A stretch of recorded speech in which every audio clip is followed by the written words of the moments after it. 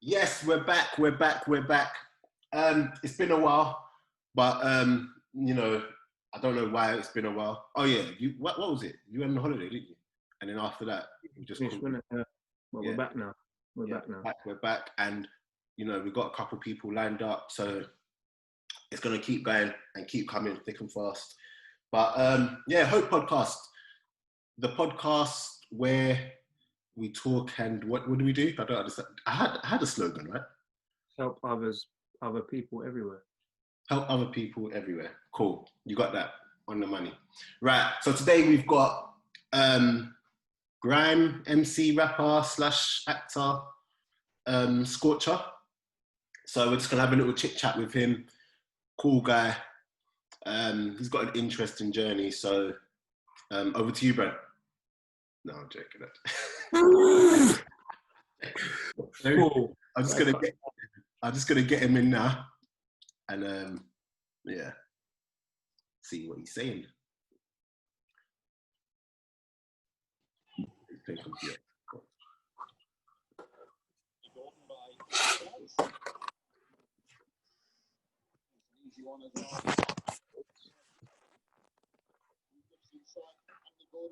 You know we're recording, isn't it?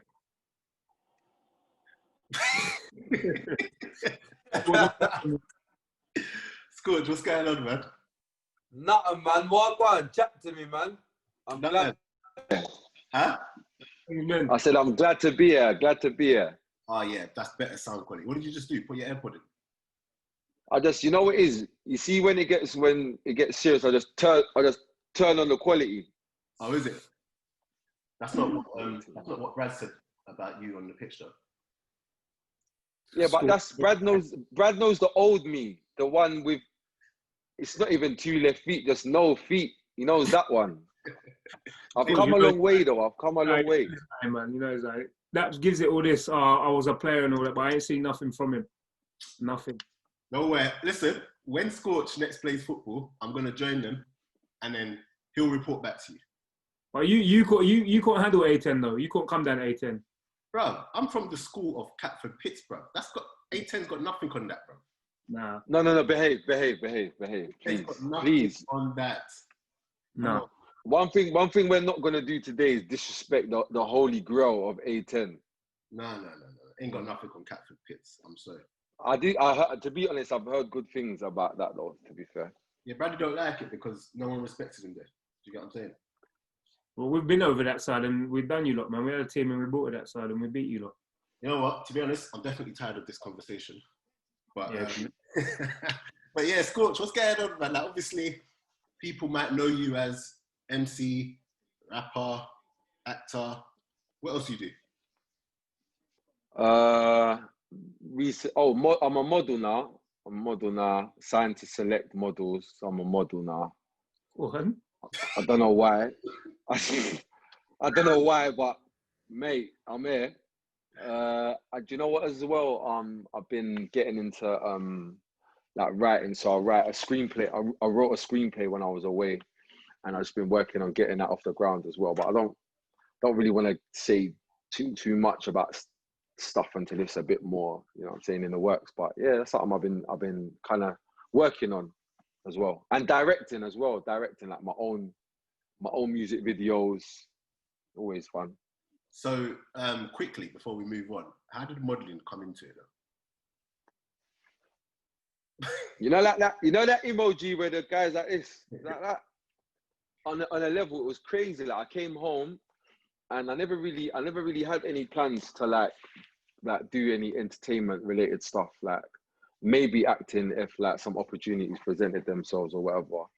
But I was more focused on like I wanted to get a series off the ground. Like I wrote a rom-com, so that was like kind of where my focus was. And then I made the Instagram because the police got my Instagram deleted when I was away because somebody was posting on my behalf and they thought it was me, and there was a bit of confusion. So that broke the guidelines. So I didn't have, my Instagram was gone. So after I'd been home, maybe like, I don't know, maybe like a week or so, maybe 2 weeks. I don't think anybody knew I was home. And I just decided to make an Instagram. And then like the same day I made it, it just went brrr, it went crazy, and then it was weird. Like it just kept going and going and going, and then next thing I knew, like I got asked, "Oh, like, would you be interested in modeling?" And then boom, and then one thing led to another, and then some company asked me to come in for a meeting. Obviously, I don't know much about modeling, so I went there. My manager, my music manager, they've been in contact with my music manager, and he was like, I think these are like a kind of serious. So, so when I went there, we had a meeting, and I went there, and I was like, this seems kind of serious. Get me? And then turns out like it was one of the biggest agencies in the country. So yeah, I'm on their books now. So yeah, done a few jobs. It's nice. It's cool. It's different. It's totally like a totally different world. Like it's different. Totally new experience for me. Scorcher, aka Naomi Campbell. Way. No, but for Scorch, obviously we know who you are. People watching this might not know who you are. Where did it all start for you? Let's go take it way back. Where did it all start for you growing up? Do you know what? For me, like so if you don't know me, I'm Scorcher, music artist.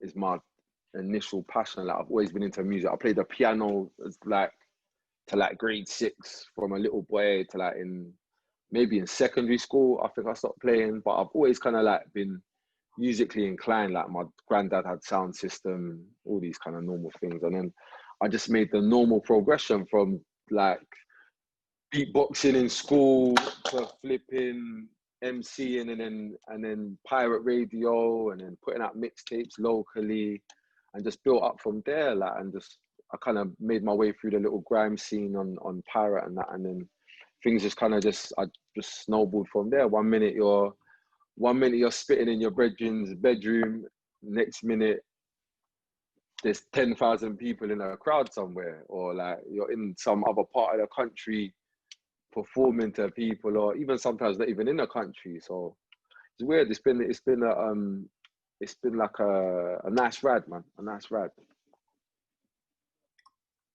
So obviously, like you said, you just was emceeing around the area, blah blah blah. But then, how did it come about with like the movement? How did that even come about? Because that was a big thing. The movement. It was like, so I knew everybody individually. So I knew man from my ends, my man. I don't really fuck with him, but my man. Gets, I had a relationship with Gets through music separately, and Merkston I had a relationship with, I think because, I met him through a mutual friend. So I kind of was fucking with everybody separately, and then we all kind of just bounced off each other, and then from one person being around another, when we all got along, and then it was like, wow, I think it was all in a space where like our respective crews that we was coming from at the time weren't necessarily as passionate about music for one reason or the other as we were. So we kind of ended up that energy that we had for our groups before, it was like we started putting them in towards what we were doing as solo artists, and it just so happened that we were on the same kind of tip. So that was it. Like first off, it was like we used to do like set. So it was a strange time, when we couldn't get on pirate for some reason. So like we were kind of like, they kind of shut us out, you get me? There was a time like when like Roll Deep and Boy Better Know were really kind of had a strong grip on things, you get me? And we couldn't get on the radio, so we just thought, oh wow, let's try our own thing. So we put our P together, and we'd go studio and do sets, but like proper good quality audio. And we'd do these sets, and then we'd just post them online on forums, and then they kind of just would make their own way through the internet or whatever. And we didn't really have a name for it, so, and we couldn't get on radio, so we just called it Fuck Radio.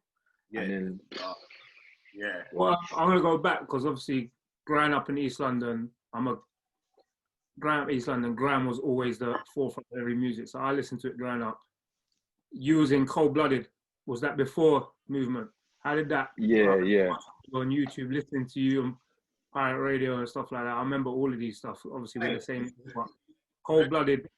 Bro, you don't know about cold-blooded, do you? What do you think about cold-blooded? I'm even surprised right now, bro. Talking going way back. In school, bro. Listen to cold-blooded. Listen to all these. Like, how did that all start? Was that just from school or people from your end? Cold Blood is like a whole like. So it was weird. Like cold-blooded initially is basically like a street gang. Like just a bunch of man them from the ends. Like we're all from the same ends. All friends. That's it. All around the same, similar sort of age group. Like some of us went one school, some of us all the different, whatever. And it just started off like we used to all go to one of our friend at Brizzo's house.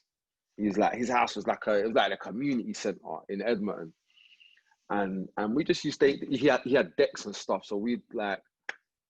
First of all, it was like he used to DJ, and some of us used to MC, and then bit by bit, like you had little things like he'd started producing, I started producing, a couple other man did, and then things just snowballed. And you know what it is, as time passes, yeah, and things get more serious or like more dedicated towards stuff, like people kind of just dropped out, and it was like in the end, it was just me. Brizzo, like there was tough stuff, like people was going jail, but me, Brizzo, Terminator, Brizzo was gone for long periods of time. Dollar. Well, do you know T is Daps? T, Shabazz, isn't it? Come on, I do my job. Yeah. But it's crazy, like the. With my Arsenal, you know, he's in my youth team at Arsenal. Everyone, you know what? Everyone always tells me that Terminator is actually like a mad footballer. Yeah. Arsenal, but they always say, "No, this guy can properly play." No, he was good. I remember going training and seeing him, talking to him, and then I'd hear him or see him on YouTube or watching these videos. And I'm thinking, no, that ain't the same Shabazz that I was playing with last week. Surprise to me, man, but he's cool, man. Do you know what's funny about Shabazz, yeah, is that he became a more intelligent footballer after he stopped playing professionally, which is bizarre. But yeah, like he became like so much more intelligent, and people like him helped me. People like him, Fitz, Andre Boucard, really like them man made me fall in love with football. Like, and I feel like I didn't used to play football when I was young or whatever, but I went A10. I think do you know how funny it is? I think the first time I came A10, I never came to play. Like, I think I literally had to meet Shabazz about something.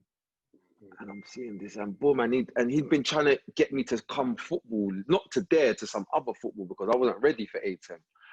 And eventually I thought, I'll play or whatever. I bought some boots and I played, and like I started seeing things, or like seeing the game like in a way I didn't even understand, I didn't even know existed. You know, like when you see the Matrix, like when Neo sees the numbers and all that everywhere, it's like, raw, what's this?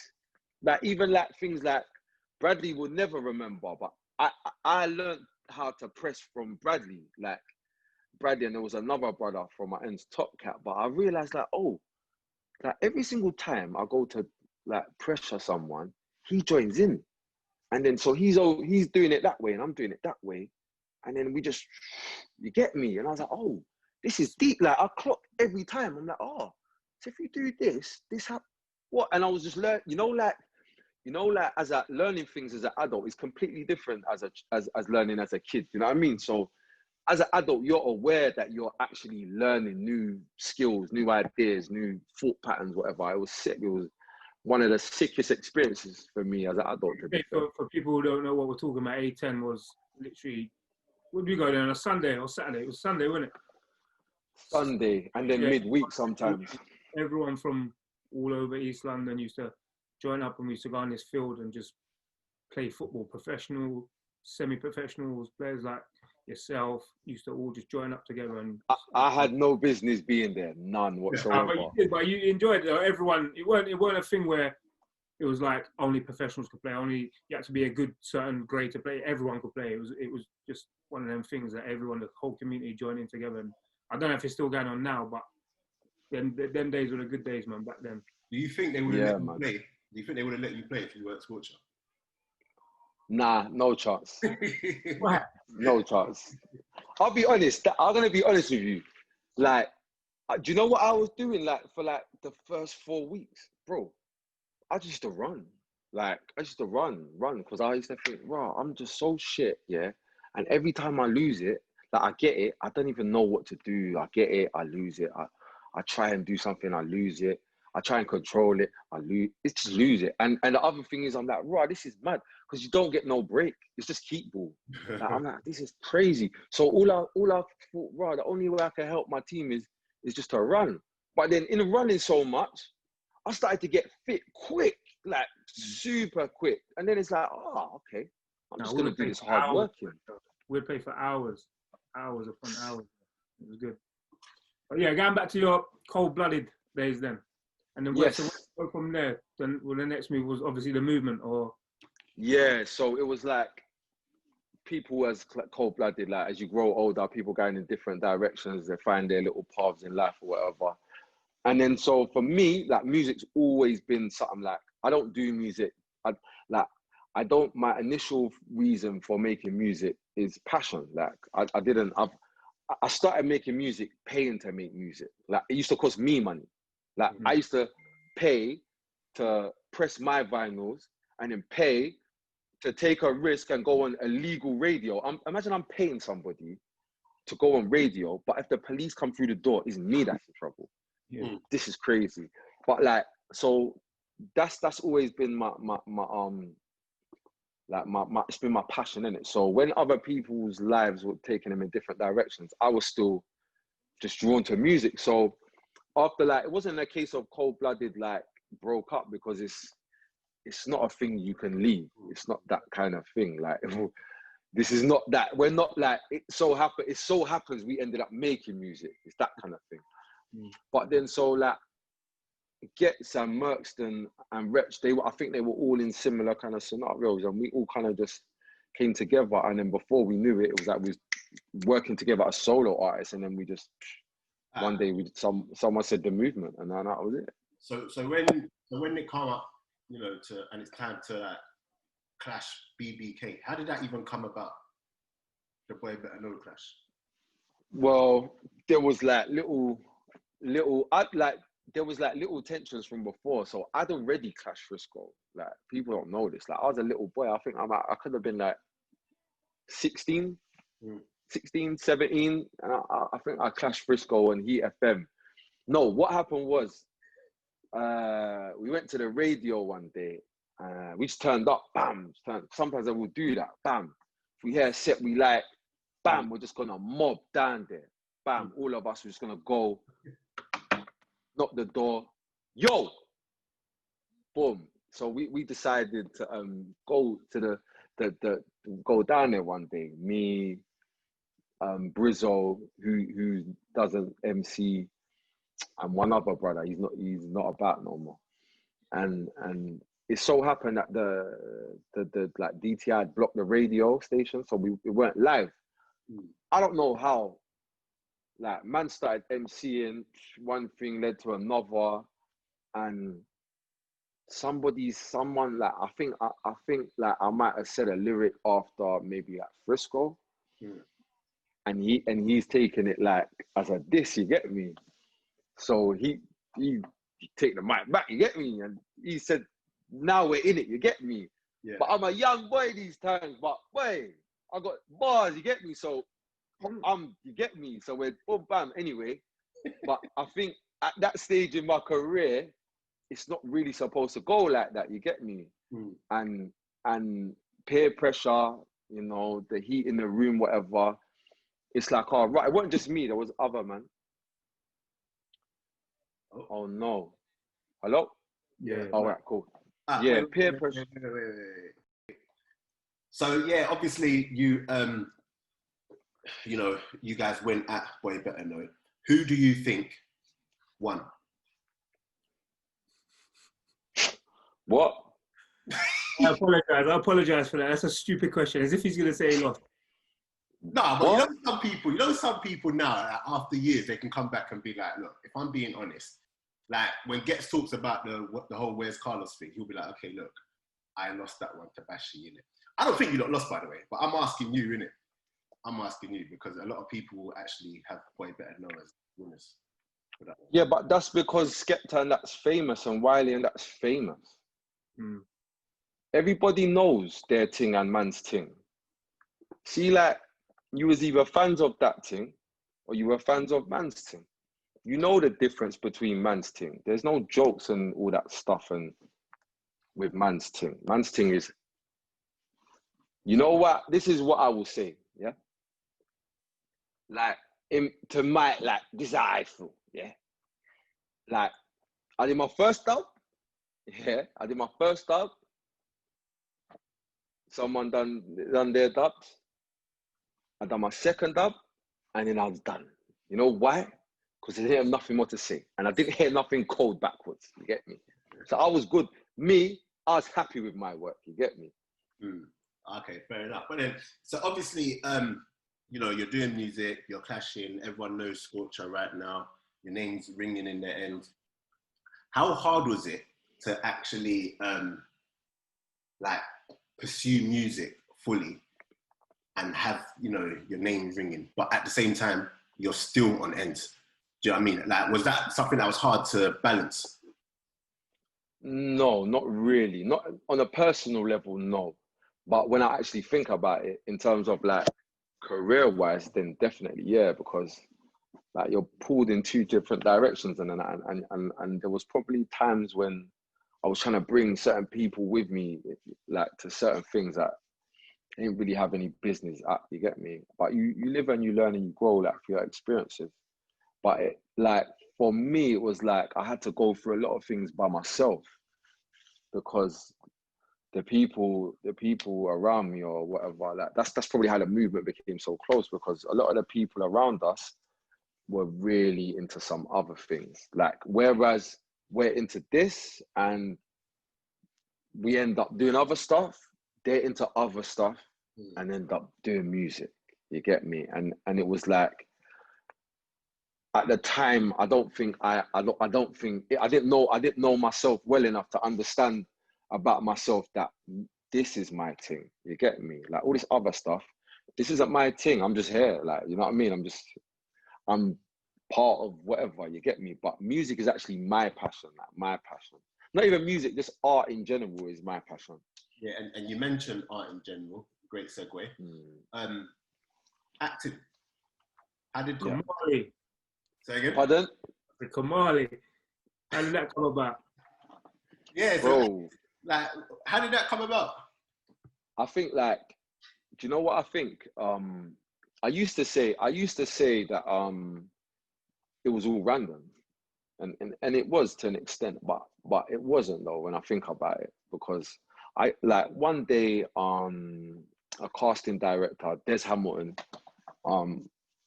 he went and found my manager's details, and it was weird. It was at a time when I was changing manager. I used to have another manager, and I changed manager. I've only had two managers in my career, but I used to be with this manager, and I did a single deal at Geffen, done my singles, and then Geffen was part of Universal. They shut down as a label, so all the artists, apart from the Saturdays, all the artists got not dropped. Some of them that I had long contracts were dropped. Me, I had a single deal with an option. They just didn't take up the option, so back to being a solo artist.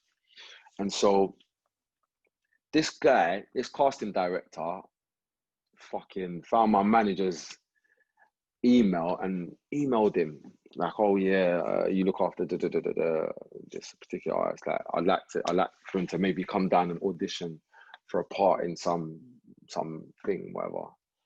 So at the time, me and this guy weren't talking because we're going our separate ways. You get me? So he passed it on to my brethren, Liam Francis, like one. Hey, my I was with him on Sunday, you know. Yeah, he's a man about time. Yeah. But yeah, so he's like, yo, gotta go do this. You wanna go do this thing? I'm like, what is it? He's like, some acting thing. What is that, bro? And then I thought, you know what? Why not?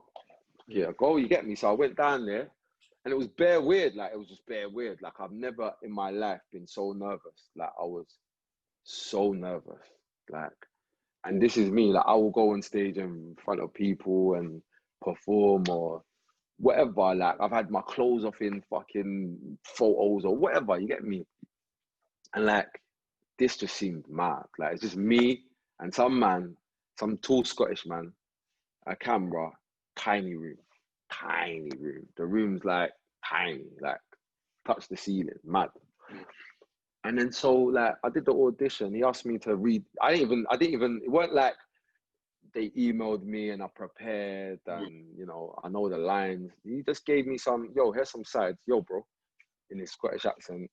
Have a go. Like, and he's reading the other. This is just all mad to me. I didn't know anything about it, so I just did my normal thing. I just thought, fuck it.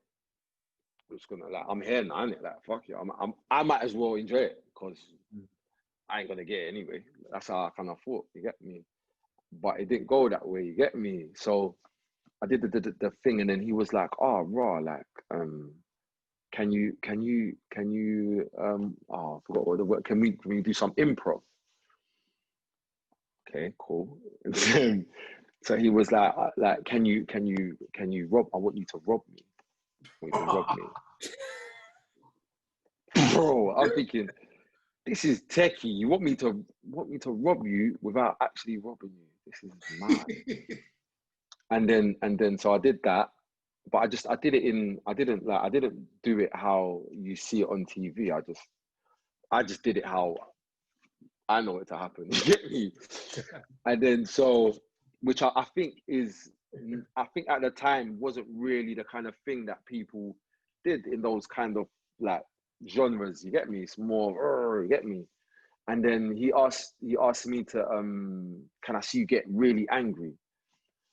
And I'm in my brain, I'm like how angry can I get without, this doesn't make sense. Like, you want me to be angry, but then I'm not gonna do anything. So how angry am I? I'm just like kind of pretending to be angry. But I just did it my way. Like I just found my little truth in it and just did it. And then I got asked to come back, and I think I think what they had in mind, I was just like I think it was just they liked my look. Obviously, I hadn't acted, so they didn't want me there for acting purposes. But then when I did the audition, it was like, like we might can. So then they asked me to come back, and I did like a second audition, but this time it was with the director, and they sent me the lines to learn, and then so boom. Anyway, they were like, oh, when I got there, they were like, no, after the audition, they were like, how would you feel about if we gave you lines? Yeah, all right, cool. Wait, so you got the thing at this point, had you? No, so like my character wasn't really a character. It's just some guy, like, you know, like just a bad guy that doesn't say nothing. All of was this audition thing for all Top Boy straight away. This is all for Top Boy. This is the first thing I'd ever done. Yeah. And then and next thing I knew, boom, I got the role, and they just gave me more and more. It just kept getting bigger and bigger and bigger. And then that was that. That was like the first thing I did. But I used to think to myself, like, that's just random luck. But when I thought about it, like, as times pass, it's not, like, it's a byproduct of all the other work that I've done. Like, all the times, all the music videos I've done that gave this opportunity to this man to see me, just to open the door. You know, that's how I feel it come about. Did you know, like, at the time, so when you were filming it, was there something in you where you was like, this is actually going to be very big? Or was it just like, we'll just see how it goes, bro? Nah, it was just Tuesday or whatever day. Like, I just thought, like, to me, even like, I'll be honest with you, and this is the real honest truth. So they once I got the role or whatever, they asked me to come in and do like some rehearsal thing, and it just sounded long. Like, and I was young as well at the time, young, inexperienced, didn't know much about it. So I just thought, yeah, I'm just not going. Yeah. And then so I just didn't go. And then I got hit up the next time they were scheduled to do one. And my brethren, Chifa, the bust down king, he was also in it, just so happened. So I know him differently from a long time. He's hit me up like, yo, Sky, listen, it's a serious production, you know. You need to come, bro. I'm telling you. But I'm like, okay, big dog saying this, you know what? I need to be on point. So I went, and then, yeah, like I kind of thought, oh, this kind of looks a bit serious. But I didn't have anything to gauge it against. You get me? I didn't know. I'm thinking this is all normal, big trailers. You got your little trailer, makeup, boom, security, all these things. I'm thinking this is all normal. Safe, not. But yeah. Is that why as well, yeah? In fact, not even is that why. Why is it that you love to play a villain? It's not me. It's not me. Like, ideally, I'll be the victim guy. You know what? It's funny, you know. People think that I'm on this villain thing. I'm not on this villain thing. But do you know what actually happens? Every single time I've shot something, yeah, I've ended up as a victim in real life. Like, not like, I'm talking real life. Top wave. People think you're like that in real life. They take what you're acting as how you are in real life, and we know you're not like that. They say mad stuff. They say, oh, like, hoods, like, I'm like, hold on, you think I'm on shooting a woman in a shop? Some woman, like, you think I'm on licking the till and shooting women? This is mad, like. But every single time, yeah, it's funny. Like, people think I'm like that, and the joke is, every time, like, I filmed when I did Top Boy, I got buried alive, naked, bro. I had cuts in my ears for weeks. I had scabs in my ears. That was horrible. When I did Offender, there's a scene, some fight scene. We was practicing doing a fight scene. We're doing it slow. So the stunt coordinator's there, taking man through it slowly, bam. Doing it for time. I'm saying, this is long. Let's just do this. You get me? Like, how much time are you gonna tell man the same thing? We're gonna do the same thing. It's dead, bro. First take. Joe Cole, what does he do? He bangs me. He clocks me with the chair, a bit harder than he was supposed to do, yeah? Clotted me with the chair, bangs me in the nose. My nose is bleeding. I can't see. It's mad. But I'm just rocking with it. Like, I'm just going with it like it's normal. First scene. When I was doing Intent, there's a bike scene. I used to ride loads. I thought, oh, yeah, sick. What? I'm on riding. I'll ride the bike. I don't need no stunt, man. Give me the bike. So but whilst they're setting up the scene, you get me? I'm just riding up and down Leytonstone, high road, having fun. You get me? So I think I was doing that for about 20 minutes. 20 minutes, I'm riding up, down, round the block, bare things, endo, bare fun, you get me? First take, oh my God. Bro, first take, yeah? Boom, they're like, you ready? Yeah, man, boom. So I've shot down the road, I'm spin it coming back now, flying down the road, you get me? I've come to the corner. I said, yeah, I know. You know what? Because I hadn't ridden in time, but obviously when I've been riding just then, confidence is back now. Yeah, I got this. You get me? Simple, that riding a bike, boom, flying down the road. I said, you know what? I'm not gonna go around the corner. I'm not gonna slow down like a normal person and go around the corner. I'm gonna be cold. I'm going to lock the back wheel and skid round the corner and then snap it back. You get me? Bam. So, yeah. Don't know if I thought that one through. So, I'm sliding around the corner, yeah? Bam. I've pressed the back brake. I'm sliding around. Boom. And then when I've let it go, like it's snapped a bit too hard. You get me? So, it's snapped and now I'm doing you know that one? That thing, oh my God, it's on camera, everyone's watching. There's the fucking normal people that are just watching on the side, there's girls, it's big. Listen, I've just come off the bike, clotted my head, I had fucking, excuse my language, my neck was fucked. Like, when I say fucked, my neck was finished. Like, I think they call it a seatbelt or something. I'd gone into spasm, yeah? It was so bad. Fitz, yeah? Big up Fitz Hall. He was injured when he was, at the time, he was at Watford. He took me in. I thought, oh yeah, like he's like, oh, do you want to see if I can take you in to get some physio to sort out your neck because it was bad, you know, like I'm walking around everywhere like this, that thing. So I'm like, yeah, man. I've never had, bear in mind, as you know, Brad, I haven't been into football. You get me? So in my head, physio sounds sick. Obviously, that's sick physio. All the footballers get physio. Sounds cool. You get me?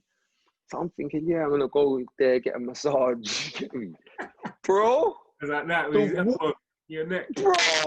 Oh my god! Listen, the guy's in my neck. He's in my neck like this, bro. Listen, I'm there. This is the only thing going through my head. As I'm saying, as a big man, you can't cry. You can't scream. As a big man, you cannot allow tears to come from your eye right now. Yeah, because there's bare people in this room and it's gonna look mad. Yeah. So I'm just there firming it. I'm like holding the chair like this, bro. Oh my god. But yeah, like it's like every single time, I don't know, bro. Every single time I seem to film, I seem to get caught up in some kind of accident, bro. It's mad. No, that's too funny, man. But yeah, so obviously as well, what I want to touch on, I'm not touching this, but might as well. For those at the beginning of this, you were like, oh, you come home, and shall I talk about this or shall I cut this bit out? There's no secret. Okay, we got no secrets over here. We're real life artists and real people. Okay, cool. So you've done some time in jail last year. Wait, how long were you in for? 2? Yeah, 2 and a bit. Yeah, 2. Yeah, 2. And coming back, how hard was it? Was it hard for you to settle back into everyday life? And because obviously you're Scorcher. Do you get what I mean? The average person that goes in and comes out isn't someone that's got any sort of rep or whatnot. Do you get what I'm saying? But you've come out, you're Scorcher. How hard was it for you to almost pick up where you left off, or did you feel like, you know what, I'm gonna have to start again because there's bare things going on while you've gone inside. Things have changed. You've come out. Everything's sort of all over the place. Did you struggle with that? When I came home, like I was on a different page. Like I didn't get it. I weren't with it, and I wasn't trying to be with it. Like to be honest, I'm a bit like that anyway. So all that time away by myself just made it worse. You get me? And then I didn't really have any intention of making like music or whatever. Like maybe I'd like make music or whatever like for myself and not to put out there and all that. But yeah, like I felt like I needed to I just viewed myself like a new artist, like because I looked about and I just could see bare people just acting special, and I just thought, I'm not even special, and neither am I. You know what I'm saying? Like I feel like somewhere along the lines for me, after signing a single deal, like music became a job.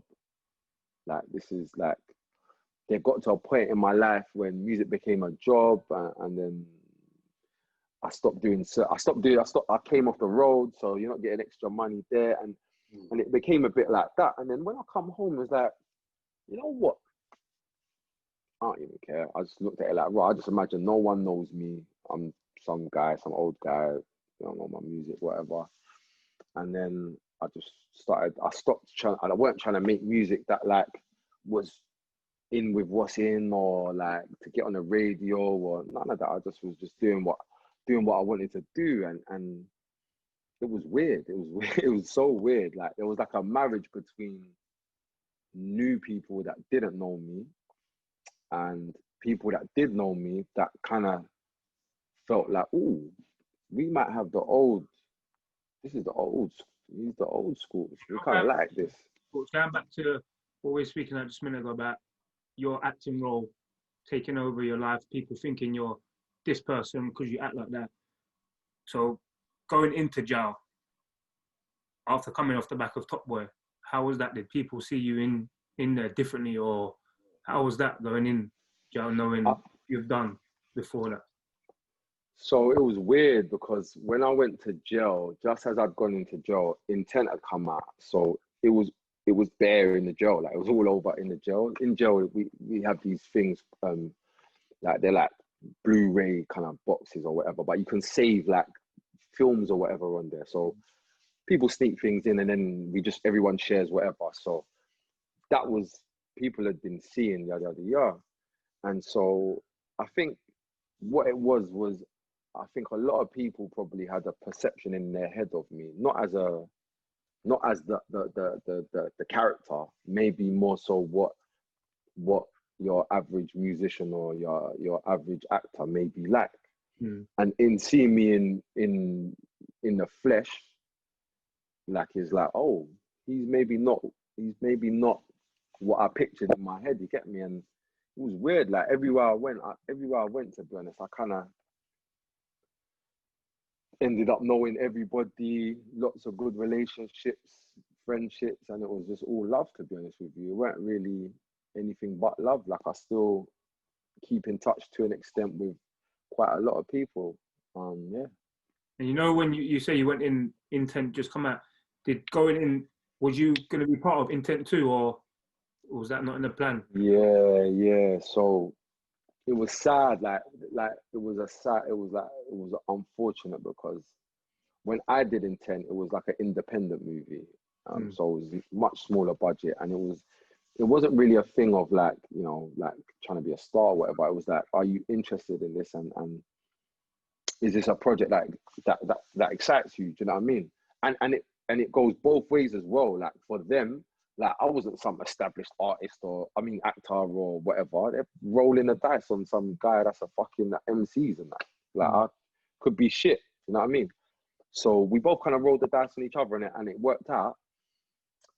But then I ended up going to prison, and so with that happening, they had their initial plans for what they wanted to do for Intent 2, but they had to change the script entirely. So that's how that happened. But on the other hand, it was like, okay, I missed out on this project and all this money, whatever. But on the other hand, it was kind of nice to see, like, because when Intent 2 came out, it was weird. Like, it was like there was Intent 2 came out not too long before I came home. And it was like when 2 came out, a lot of people, because number 2 got more promotion than number 1, because it had like literally 10 times the budget. But it's like a lot of people went back and watched number 1 in retrospect. And then so there was like a lot of love from that, which was sick, man. But the one that kind of, like, I had to stop and I had to stop and like make sure I took care of my mental health for a second. I'd just gone to jail, and I'd landed a role in a program called Blackwood's. But I landed the role, and I shot the pilot before it got commissioned for ITV2. So shot the pilot. They really liked it. ITV2 commissioned the whole series. Wicked, great. So going to be in this thing. But it so happened that the filming schedule was to come just after I went away. So obviously I was gone. While I was gone, my manager contacted them to say, he's not going to be available for the foreseeable future. They're like, okay, cool. So they went to move on. And then lo and behold, like a couple months later, they'd come back to him like, yo, is there no way he can do this? He's like, I'm going to be honest with you, he's not available, you get me? And then so the sad thing is that the pilot was the episode 1. So imagine, like, I'm seeing this advert. I see this advert all the time, ITV2. You know, like, this is around the same sort of time Love Island's out. So you know what the adverts are like. Because like Love Island, then you see that Love Island. And there was this guy, like, I'm watching this guy that's like, I'm very much aware that as an actor, I'm somebody that's still growing and learning and adding to my repertoire. But I'm watching this guy. Bear in mind, I've seen the pilot. I've seen episode 1. You get me? So I've seen myself. You get me? And so whatever I think of myself, I'm kind of someone that I'm always like, I always can see the things that I could have done better. You know, like, yeah, like you might like it, but I know, and it even might be good, but I know if I was to do it again, I could, you get me, and man, anyway. So I'm looking at a guy, yeah, that is dark skin, massive hench, fucking bursting out of the clothes like the Hulk, because they made him wear the same clothes that I was wearing. I chose my clothes. You get me? I looked at the wardrobe. I said, you know what? Yeah, okay, I like that jacket, so I'm gonna rock that. Boom, I picked my. So they've got him wearing the same clothes, everything, and he didn't do a good job. And it was weird. Like, it was weird watching. It was weird watching. Like, it's like fucking, like, all in the universe. I'm watching what I should be doing, but I'm here in jail with some idiot next door making noise every 2 minutes. Some other idiot, some stupid guy coming and checking, shining a light, checking I'm in my, like, it was mad, bro. But I had to like get a grip on myself. And I think that was like a moment when I kind of thought, you know what? I'm kind of cutting off the outside world and I'm just going to live in here. Like, this is home. Simple, you get me? Yeah. So, like, what would you say to people who have been in like similar like instances where they've come out of jail and they don't know what's really happening, like, and they don't know how they're going to deal with it? Like, have you got anything to say to them to be like, I mean, like, for them to be able to cope, if you know what I mean? Like, what works for you? Talking, because there was a time, like, when I first came home, like, everything was moving. I was all right. I was comfortable. I weren't like stressed out financially or whatever. I was driving up and down, like, I was, boom. And then, so I thought I was all right. Like, in my head, I was all right. You get me? So I'm going up and down, and then like, I realized that every single day, like, I'm forgetting stuff. Like, I'm going out, I'm forgetting my key. I'm going out, literally every day. I'm going out, forgetting my wallet. Going out, forgetting my phone. Going out, and then the final straw, I was going ching for goals. Yeah. So I was in Tottenham. I'd left from Tottenham, and I'd got to fucking Walthamstow. And when I got to Walthamstow, I realized, oh my God, I forgot my boots. Got to turn back. So now you're gonna be late. Everyone's wet. And bro, the maddest thing is, I brought my boots. Like, I was at my people, and so I left the boots by the door, so I couldn't forget. That was the whole, like, I took my boots and put them by the door, so you can't forget them. I managed to forget them, and I was thinking to myself, am I all right? Like, am I going mad here? Do you know what I mean? So I rang my brethren, Brizzo. He's done multiple stretches in jail or whatever. So I rang him and I was like, bro, like, I don't know what's going on. Like, I don't know if I'm all right. Like, I think I'm all right, but I don't know if I'm all right. You know what I mean? And then he was like, bro, like, me and him were just reasoning. He's like, bro, like, it's going to be like that. Like, you're going to feel like you're normal, whatever, but you're still adjusting, you know? So I think the main thing is knowing that there's an adjustment period and you just got to go for it. It's just something you have to live through. Like, you know, you might be one of them fortunate people that it's like that, you know, but I just think taking your time is probably the best way. Not to say don't live your life, but understand that it's going to take you a second or two to get up to speed.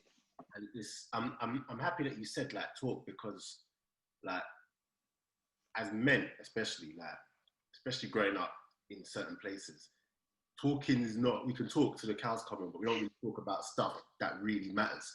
Do you get what I'm saying? So it's nice that, you know, you can actually understand and be able to tell people that now, to be able to just talk. Do you know what I think it is, being honest? Like, I feel like we're all aware of like the mental health awareness that's kind of like, it's been elevated.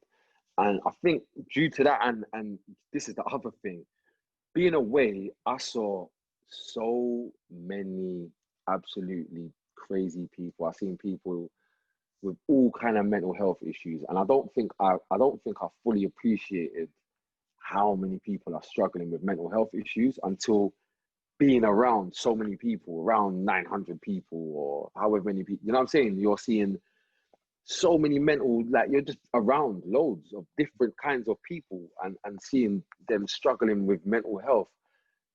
It kind of made me realize, wow, these issues are real, like they can impact anyone. Like I've seen people go from normal to struggling, and it made me realize, you know what, this can happen to me. Like, and so with that said, I need to be aware of myself. And so, yeah. And very good. This is just like a personal question for me though. Do you feel like jail actually teaches you? Blessing in disguise for me. Okay, cool. Biggest blessing. Like I looked at it like, I'm here. I don't want to be here, but nonetheless, I got this amount of time, like until I go home. So while I'm here, I might as well work on myself. And I had so much time to reflect on myself, like as a man, like as a father, like as a lot of things. And I feel like I came home a better person. I wouldn't say I came home a totally different person, but what I would say is I came home a better person. There's some things about myself that I improved. Like it could be even little small things, bro. Like I couldn't cook. I could cook, but I couldn't cook good. I couldn't cook to the point where I'm like, raw, I want to cook for someone. Bro, I learned to cook. I learned to cook sick. I learned to cook better than some people. I'm not going to say no names because I don't want to disrespect no women that I've had in my life. But I feel better than them. You know what I'm saying? But yeah, like just even little things like that. Like you got to utilize the time that you have, you know? Yeah, no, I totally get that. And the last question is, you know, you just mentioned that you've come out and, you know, you come out a different man and you come out whatever, but how hard is it for you to stay on that path when there's all these other little things trying to draw you out? Like, how do you stay so sane and stay just on your path? Do you know what? I think being in there and being by yourself, depending on what you're like, because to me, there's two different ways there's two different ways like people do their sentences. They either go with the regime, go with what's popping or whatever the crowd's doing, or they go their own way. And for me, I've been going my own way. And it's like coming home, it's just a continuation. Like I feel like raw. When you've like had when you're when you've had every minute somebody come in and they're searching your cell and you got to strip naked and they're looking at your dick, they're looking at your bum, like there's no lower than that. Like that's how I feel. There's no lower than that. The first song I made when I came home was called Could Be Worse, because it could. So now I'm here, like I've been in a block with a broken window and it's freezing cold and I've got to wear 2 jackets and wear towels around my head and tuck in my socks, and I'm wearing shoes in the bed. I'll never forget. I had some water. I put it by the windowsill. It froze over. So you see, to me, it can't get no worse. So you see, now I'm home. I can't be drawn out to follow you and that's irrelevant to me. I'm going this way, and if things fit in with that, then that's great. No, I love that. Good, man. That's good to hear that you've obviously all your setbacks and everything that you've been through, you've come out the other end and you've matured from it, you've grown from it, man. That's good. It's lit. Don't let anyone tell you different, bro. I love that, man. And before you go, you've obviously got your own podcast starting up, innit? You want to shout it out? Yeah, but I need you live on air to promise though you're coming, Dapo. Bro, you made me do this on my. No. It's different promises for different podcasts, bro. Okay. So we're here now today. This is a different audience. So I need you to promise in front of them you're gonna come on Armchair Gaffers when we give you the call up. I will only come on. No. I'm coming on. I'm coming on. But for the promise for this one, if Brad comes on as well, I'll do it. Yeah, I'll come on. Oh, we like it. 2 for the price of 1. We like it. Yeah, no, that's cool. But yeah, guys, man, I hope you've enjoyed this. you know, we'll be back again next week. Scorch, pleasure, man. You know. Armchair Gaffers podcast starts next week. Love for having me. Big up everyone. Peace. Scorch, thanks for that, man. Thank you. Love catch up.